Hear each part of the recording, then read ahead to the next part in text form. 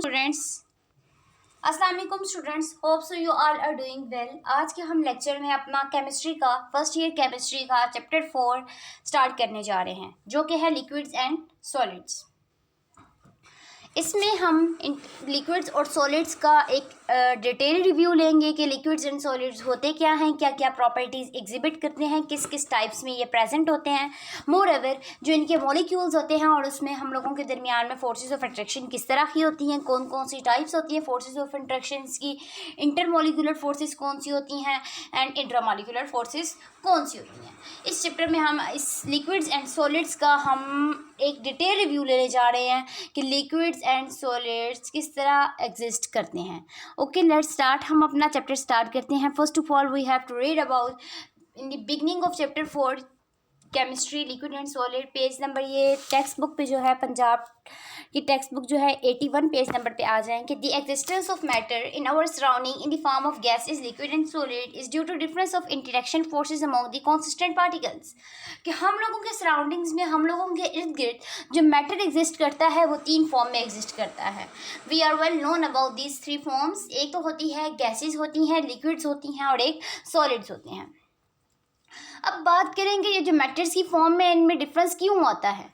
इनकी सिर्फ एक ही वजह है। वो क्या वजह है कि जो इनके दरमियान में इंटरेक्टिंग फोर्सेस होती हैं, इनके मॉलिक्यूल्स के दरमियान में जो इंटरेक्टिंग फोर्सेस होती हैं उनमें डिफरेंस आ रहा होता है। सिर्फ और सिर्फ पार्टिकल्स और molecules of gases liquids and solids की इंटरेक्टिंग फोर्सेस में डिफरेंस आने की वजह से मैटर अपनी 3 फॉर्म में एग्जिस्ट करता है।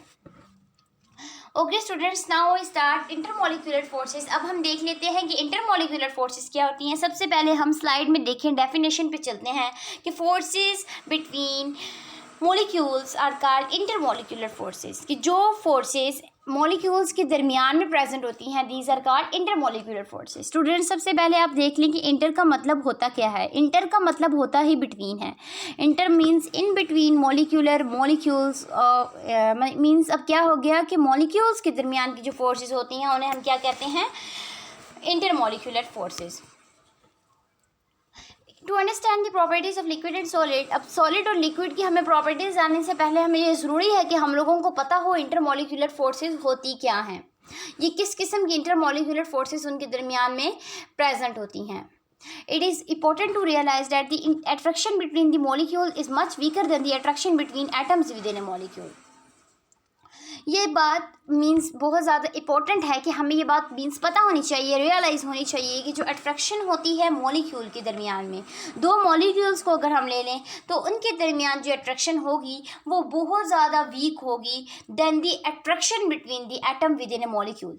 अगर हम बात करें कि 2 मॉलिक्यूल्स को हमने लिया है और फिर इनकी फोर्सेस ऑफ अट्रैक्शन को हम कंपेयर करें with the forces of attraction जो कि प्रेजेंट हैं किसी मॉलिक्यूल के 2 एटम्स में, तो हमें पता चलेगा कि 2 मॉलिक्यूल्स के दरमियान में जो फोर्सेस ऑफ अट्रैक्शन हैं वो वीक हैं as compare to the forces of attraction present between the atoms of a molecule. Okay, जब हम बात करें कि इंटरमॉलिक्यूलर फोर्सेस होती कितने टाइप्स की हैं, तो हमें पता चलता है कि इंटरमॉलिक्यूलर फोर्सेस और 4 टाइप्स। कौन कौन सी टाइप्स हैं? London dispersion forces, dipole forces, hydrogen bonding and ion dipole forces.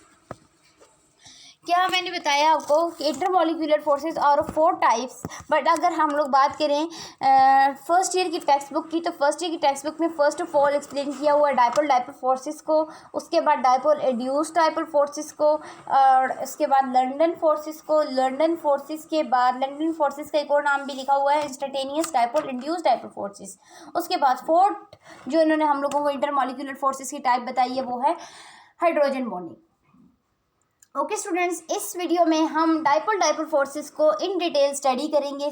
सबसे पहले देख लेते हैं कि डाइपोल फोर्सेस होती क्या है। Dipole forces are attractive forces present between the positive end of a polar molecule and the negative end of the another polar molecule. सबसे पहले हम डेफिनेशन की बात करते हैं, उसके बाद बात करेंगे कि इनको डेवलप किस तरह होती हैं, किस तरह के मॉलिक्यूल्स में ये प्रेजेंट होती है, और एंड देन फिर हम लोग क्या करेंगे, फर्स्ट ईयर की टेक्स्ट बुक के भी पैराग्राफ को रीड आउट कर लेंगे। मीन्स फर्स्ट ये कि टेक्स्ट बुक में भी जो वर्ड्स लिखे हुए हैं कि I will read about them at the end, but okay. Dipole forces are attractive forces present between the positive end of a polar molecule and a negative end of the another polar molecule। अब बात करें कि dipole forces present कहाँ पे होती हैं, तो हमें पता चलता है कि पोलर मॉलिक्यूल्स में प्रेजेंट होती हैं। पोलर मॉलिक्यूल क्या होते हैं? पोलर मॉलिक्यूल्स वो मॉलिक्यूल्स होते हैं जिनमें नेबरिंग एटम की वजह से पोल्स बन जाते हैं। अब नेबरिंग एटम क्या करेगा, तो पोल्स बनेंगे साथ वाले एटम पे। होगा क्या कि अगर दो एटम एक दूसरे के करीब आए हैं और उनमें जो पोलराइजेबिलिटी का डिफरेंस ज़्यादा है, तो क्या होगा, उनके दरमियान उनमें पोल्स जनरेट हो जाएंगे। पोल जनरेट होने से क्या होगा, एक एंड एटम का पॉजिटिव हो जाएगा और एक एंड क्या होगा, नेगेटिव हो जाएगा। इसी तरह बात कर रहे हैं कि डाइपोल फोर्सेस क्या हैं कि दो पोलर मॉलिक्यूल्स के दरमियान में ये प्रेजेंट होती हैं। एक एंड जो होता है पोलर मॉलिक्यूल का, जो पॉजिटिव एंड होता है, वो नेबरिंग पोलर मॉलिक्यूल के नेगेटिव एंड को अट्रैक्ट करता है। Okay, there are much weaker means अब इनकी हम स्ट्रेंथ की बात करेंगे। डाइपोल फोर्सेस कितनी स्ट्रेंथ की होती हैं, तो हमें पता चलता है कि they are much weaker than ionic और covalent bonds and have a significant effect only when the molecule involved are close together. कि ये बहुत ज़्यादा वीक होते हैं फोर्सेस, किससे, आयनिक और कोवलेंट बॉन्ड से भी ये ज़्यादा वीक होती हैं forces, and have a significant effect only when the molecules involved are close together. ये सिर्फ इनका इफेक्ट तभी किसी भी एटम या मॉलिक्यूल पे होता है। मीन्स ये किसी भी एटम या मॉलिक्यूल को तभी असरअंदाज करती हैं जब दो एटम या मॉलिक्यूल एक दूसरे के करीब आते हैं। Means these are much weaker forces. Dipole forces are much weaker forces. Okay, अब हम लोग करते हैं एक्सप्लेन डाइपोल फोर्सेस को विद रिस्पेक्ट टू एग्जाम्पल। अगर आप बात करते हैं HCl मॉलिक्यूल की, इनके HCl मॉलिक्यूल की हमने बात की है, तो बोथ एटम डिफर करेंगे एक दूसरे से with respect of their electronegativity. अगर HCl की बात करें तो हमें पता चलता है कि इसमें क्या है, दो किस्म के हम लोगों के पास एटम्स कंबाइन कर रहे हैं और एक मॉलिक्यूल बना रहे हैं। कौन कौन से एटम हमारे पास कंबाइन कर रहे हैं? हाइड्रोजन कंबाइन कर रहा है और क्या, क्लोरीन कंबाइन कर रहा है। तो जो इनकी इलेक्ट्रोनेगेटिविटीज़ हैं उनमें ए लॉट ऑफ डिफरेंस है। इलेक्ट्रोनेगेटिविटी के डिफरेंस होने की वजह से क्या होगा, जब ये दोनों एटम्स आपस में कंबाइन करेंगे तो इनमें क्या है, पोलराइजेबिलिटी आ जाएगी, पोल्स जनरेट हो जाएंगे। ये क्या है, ये क्यों होगा, पोल्स क्यों ये बनाएंगे, सिर्फ और सिर्फ इसके पीछे एक ही रीज़न है। वो क्या है कि इलेक्ट्रोनेगेटिविटी के डिफरेंस ज़्यादा होने की वजह से इनमें पोल्स जनरेट हो जाएंगे। Chlorine being more electronegativity negative, chlorine की इलेक्ट्रोनेगेटिविटी बहुत ज़्यादा होती है और क्या होगा, इस पर कौन सा चार्ज आ जाएगा, पार्शियल नेगेटिव का चार्ज आ जाएगा। सेम इसी तरह हाइड्रोजन पे पार्शियल पॉजिटिव का चार्ज आ जाएगा। So whenever the molecules are close to each other they tend to line up. जब कभी भी मॉलिक्यूल्स एक दूसरे के करीब आते हैं तो वो क्या करते हैं, दे टेंड्स टू लाइन अप, वो एक दूसरे के करीब आ जाते हैं। The positive end of one molecule attract the negative end of the other molecule and these electrostatic force of attraction are called dipole forces। होता क्या है कि जब भी molecules एक दूसरे के करीब आते हैं they tends to line up, वो एक लाइन में अरेंज होते चले जाते हैं। फिर क्या होगा कि जो पॉजिटिव एंड होगा एक मॉलिक्यूल का और दूसरे मॉलिक्यूल का नेगेटिव एंड, वो क्या करेगा, एक दूसरे के दरमियान इलेक्ट्रोस्टैटिक फोर्स ऑफ अट्रैक्शन को डेवलप करेगा और यही electrostatic force of attraction dipole forces कहलाती हैं। However, thermal energy causes the molecules not to have a perfect alignment।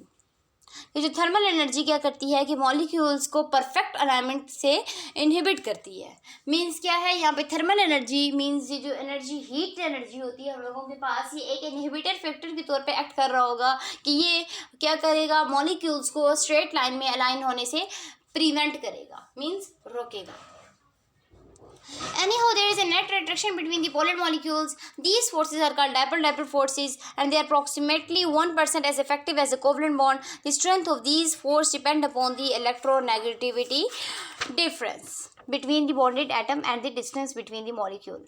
अब बात करें कि जो स्ट्रेंथ ऑफ दीज फोर्सेस है वो किस चीज़ पे डिपेंड करती है, वो सिर्फ और सिर्फ electronegativity difference between two atom, ये दो फैक्टर्स पे डिपेंड करती है कि जो दो बॉन्डेड एटम हैं जिन्होंने लंडन डिस्पर्जन फोर्सेस जिनमें डाइपोल फोर्सेस जनरेट हुई हैं, वो किस पे डिपेंड कर रहे हैं, इनके दरमियान कितना, दो एटम्स के दरमियान में इलेक्ट्रोनेगेटिविटी डिफरेंस कितना है। और सेकेंड चीज़ क्या है कि ये जो दो मॉलिक्यूल्स हैं जिन्होंने एक दूसरे के साथ बॉन्ड बनाया है, इनमें क्या क्या कहेंगे, इनमें कितना डिस्टेंस है। जितना जितना ये करीब होंगे उतनी ज़्यादा स्ट्रॉन्ग डाइपोल डाइपोल फोर्सेस होंगी, जितनी ज़्यादा इलेक्ट्रोनेगेटिविटी डिफरेंस होगा उतना ज़्यादा ये बॉन्ड स्ट्रॉन्ग होगा।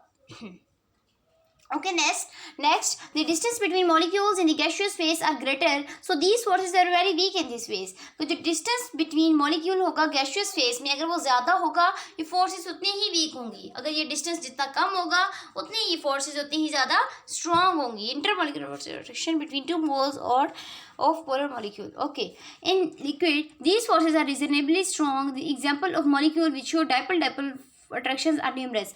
Two of these given below for HCl and CHCl3. Greater the strength of these dipole-dipole forces, greater are the values of thermodynamic parameters like multi-point. जितनी ज़्यादा dipole-dipole forces ज़्यादा होती हैं उतने ही ज़्यादा thermodynamic parameters होते हैं। thermodynamic parameter क्या होते हैं? यही melting point, boiling point, heat of vaporization and heat of sublimation, ये directly proportional होते हैं dipole-dipole forces के साथ। Okay students, this is all about today's lecture. आज हमने देखा इंटरमॉलिक्यूलर फोर्सेस क्या होती हैं, उसके बाद हम लोगों ने इसकी डेफिनेशन को देखा, फिर हमने इंटरमॉलिक्यूलर फोर्सेस की टाइप्स को देखी और फिर डाइपोल डाइपोल फोर्सेस का हमने डिटेल रिव्यू लिया। Okay, this is all about today's lecture. For more like share and subscribe my channel. और मज़ीद किसी कन्फ्यूजन की सूरत में मुझे कमेंट सेक्शन में ज़रूर बताइएगा। I will try my best to solve your problem. Thanks for watching. Stay connected.